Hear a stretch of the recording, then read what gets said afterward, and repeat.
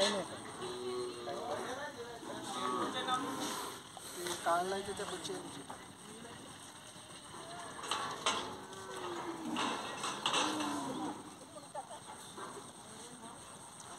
किती लोक काम करतात ते विचारून तुम्हाला 700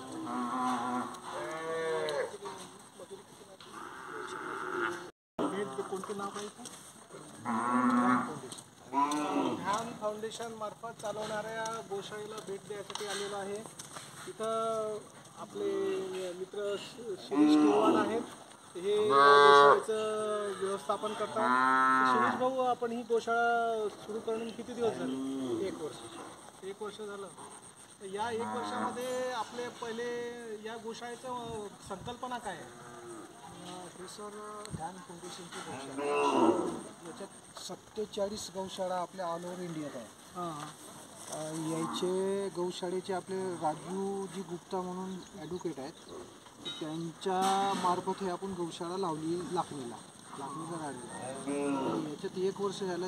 हे गौशाळा या बेसवर बनली आहे का जितके पण गौवंश कत्तलखान्यात जातो त्या कत्तलखान्यात जाण्यापासून रोखण्यासाठी म्हणजे गौशाळा बनली. म्हणजे तुम्ही जे कत्तलखान्यात जाणाऱ्या जीवांना पुनर्जीवनाचा आनंद द्यायची हत्या न होता त्याच्या चारा पाणी व्यवस्था करून कास्तकार पोषू शकत नाही. कुणाचा गोवंश जास्त झाले किंवा कुणाचे दूध देत नाही, आकारी झाली, कोणी पोषू शकत नाही, त्यांचा उदरनिर्वाह करू शकत नाही, तर त्याची जिम्मेदारी ध्यान फाउंडेशन घेते. ओके.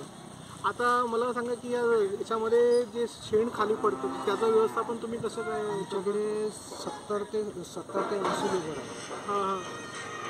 लेबरमध्ये सगळे व्यवस्था दिली आहे. ट्रॅक्टर आहे शेण उचलण्यासाठी, चारा टाकण्यासाठी, पाणी वगैरे देण्यासाठी लेबर लोक आहे. Okay okay. म्हणजे 70 लोकांना तुम्ही त्या रोजगार मिळतो. तर यामध्ये किती गाई आणि किती म्हशी आहेत आणि किती लहान मुलं आहेत अशी? सर याच्यात म्हशी आणि बफेलो हल्ले वगैरे आहेत. त्याच्यात आमच्याकडे म्हशी वगैरे 700 ते 800 आहे मिक्स.